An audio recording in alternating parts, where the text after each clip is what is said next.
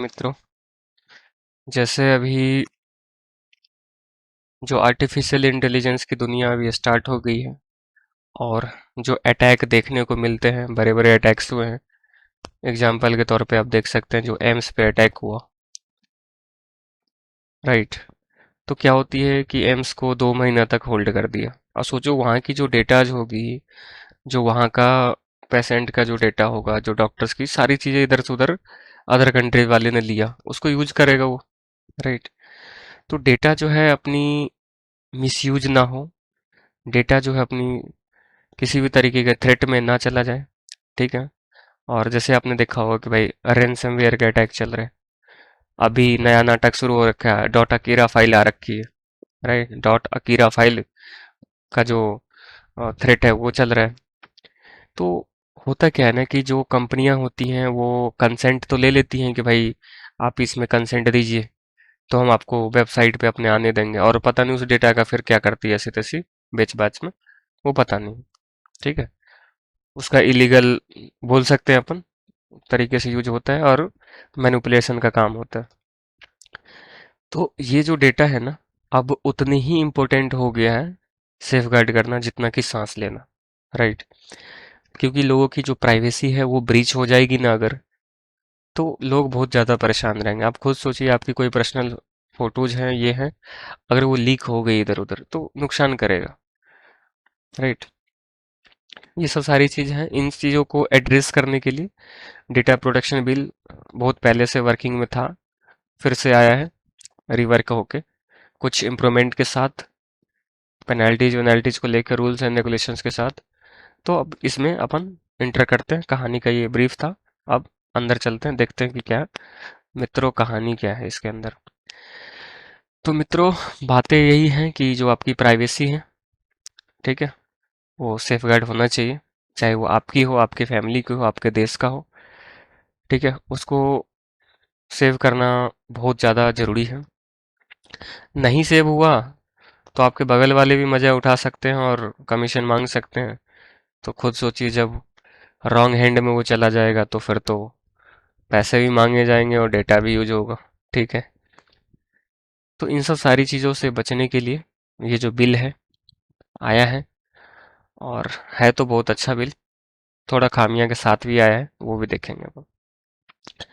जो अभी तक की स्थिति चल रही थी मित्रों, उसमें ऐसा था कि जो लॉज अभी करंट में चल रहे थे वो उतने सफिशिएंट नहीं थे कि इन चीज़ों को एड्रेस करके उसको क्लियर कर पाए और पनिशमेंट दे पाए। किस बेस पे पनिशमेंट दे पाए, वो कोई भी जो लॉज है ना वो स्ट्रीमलाइंड नहीं थी सही तरीके से, राइट। तो अब उस पे इम्प्रूवमेंट करके लाया गया। कुछ टाइमलाइंस हैं जो इस चीज़ के रिलेटेड है। इसकी जो चर्चा है ना वो बहुत पहले 2018 से ही चल रही है, उस पे बिल्ड ऑन किया जा रहा है। जस्टिस श्री कृष्णा कमेटी जो है उसने प्रपोज किया था कि भाई आप डेटा प्रोटेक्शन बिल लाइए। लोगों की सेहत का ध्यान रखना उतना ज़रूरी है, लेकिन उससे कहीं ज़्यादा ज़रूरत हो गया कि डेटा को भी ध्यान में रखा जाए। क्यों? अगर आपकी डेटा या कोई भी चीज़ें लीक अगर हो जाती है तो उसका मिसयूज होना तय है और उसके बहुत बुरे कॉन्सिक्वेंसेस होंगे, राइट। तो गवर्नमेंट ने क्या किया 2019 में इस कमेटी के रिकमेंडेशंस पे डेटा प्रोटेक्शन बिल को ड्राफ्ट करता है, ठीक है। उसमें कुछ जो खामियां होती है वो ज्वाइंट पार्लियामेंट्री जेपीसी की जो कमेटी है, ज्वाइंट पार्लियामेंट्री कमेटी, वो उस पे बैठ के कुछ इम्प्रूवमेंट कर लेते हैं, ठीक है। अब उसमें जो इम्प्रूवमेंट हो जाती है उस इम्प्रूवमेंट को लेके एक्सेप्टेंस तो हो जाती है कि चलो यार मान लेंगे, लेकिन वो फिर पता नहीं बीच में ही रास्ते में रुक जाता है, रिकमेंडेशंस लेने के बाद सो जाता है बिल। बिल फिर से 2023 में उठा है, ठीक है। पब्लिक कमेंट के लिए छोड़ा गया है कि भाई ठीक है, पब्लिक लोग, जनता, आप क्या विचार रखते हैं डेटा को लेकर, ठीक है। तो ये सब सारी चीज़ें हैं नाउ। अब डेटा को लाना जरूरी इसलिए हो गया कि अगर आप नहीं लाएंगे, आज एम्स पे अटैक हुआ, अब किस लोगों की पर्सनल, अब मेरे ही कोई पर्सनल डेटा और आपकी ही कोई पर्सनल डेटा कोई चोरी कर रहा होगा, किसी ने एक्सेस कर रखा हो, तो क्या समझ में आएगा? वो तो बड़ी टेक्नोलॉजी जाइंट है, वो जाने कि भाई वो क्या कर रहा है, उतना थोड़ी नॉलेज है कि भाई क्या कर सकते हैं।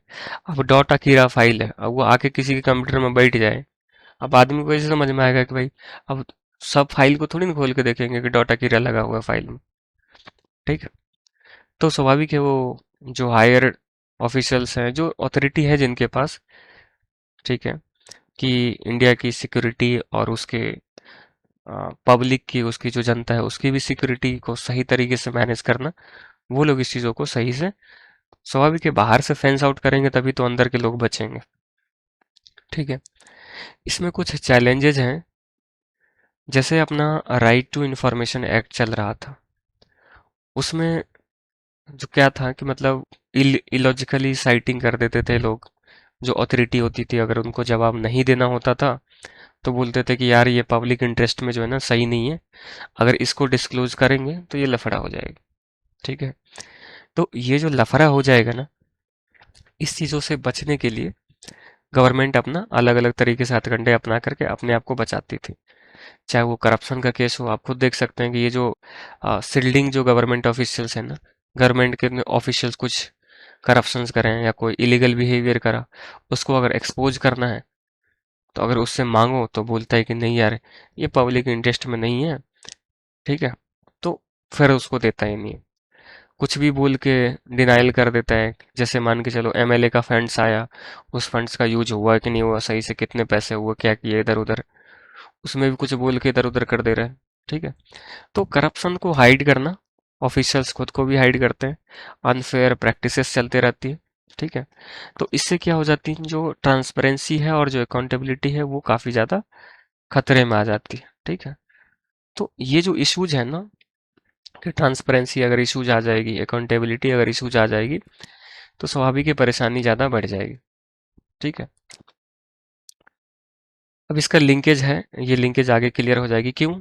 इसका जो लिंकेज इसलिए है क्योंकि इसी डेटा प्रोटेक्शन बिल के थ्रू जो है ना, उसमें कुछ एक्स्ट्रा ऐड कर दिया गया है, राइट, जिसमें गवर्नमेंट जो है ना, डेटा प्रोटेक्शन बोर्ड जो है उससे ज़्यादा कंट्रोल अपने पास ले लिया है। डेटा प्रोटेक्शन बोर्ड जो है बस एज अ पपेट के रूप में, एज अ कैग्ड पैरट के रूप में काम करेगा और इशारे पे नाचेगा। तो उसमें क्या होगा, जैसे आज ईडी जो है घर घर घुस के छापा मार रहा है, सीबीआई, वो डेटा प्रोटेक्शन बिल वाला भी जो है सब पे फाइन लगाएगा। अपोजिशन की कंपनी हो गई, 500 करोड़ तक फाइन लगा दिया, ले भाई देते रह तू फाइन। ठीक है। बिना बेस के कि भाई ये खतरा कर सकता है, 500 करोड़ का फाइन दो। तो अपोजिशन की, जैसे तेजस्वी यादव का कंपनी के बारे में बातें हुई थी ना, भाई गुड़गांव में कंपनी, गलती से पकड़ा जाता, इधर उधर कुछ खोज के 500 करोड़ का फाइन, फिर कुछ गलती किया 500, मतलब पूरा कंपनी को ही सोख लिया जाएगा। ठीक है। और जब ये रेजिम चेंज होगा, पावर फिर से दूसरी पार्टी के हाथ में आएगा, फिर वो पार्टी जो है तीसरे पार्टी का गेम खराब करेगा। मतलब सिस्टम जो है ना काफी अनस्टेबल हो जाएगा। ये थोड़ी सी खामियां आई है इसमें। तो डेटा प्रोटेक्शन रिजीम को लेकर बातें करें तो सुप्रीम कोर्ट ने बार बार इम्फेसाइज किया है कि जो डेटा प्रोटेक्शन है ना वो एक प्राइवेसी है। ठीक है। जो पर्सनल डेटा है ना वो मतलब बचनी चाहिए, वो फंडामेंटल राइट के रूप में उसको एक्सेप्ट किया गया। ठीक है। आर्टिकल जो 21 है उसके अंतर्गत जब KS Puttaswamy versus Union of India case में जजमेंट आया, तो उसमें ये बोला गया है, कोर्ट ने इस बात को रिकॉग्नाइज किया कि जो प्राइवेसी है, जो डेटा की प्राइवेसी है वो एज अ फंडामेंटल राइट्स है। ठीक है। राइट। तो अब जो मेन आगे बातें देखते हैं कि 2021 में आके जो है कि इंफॉर्मेशन टेक्नोलॉजी एक्ट आ गई। ठीक है।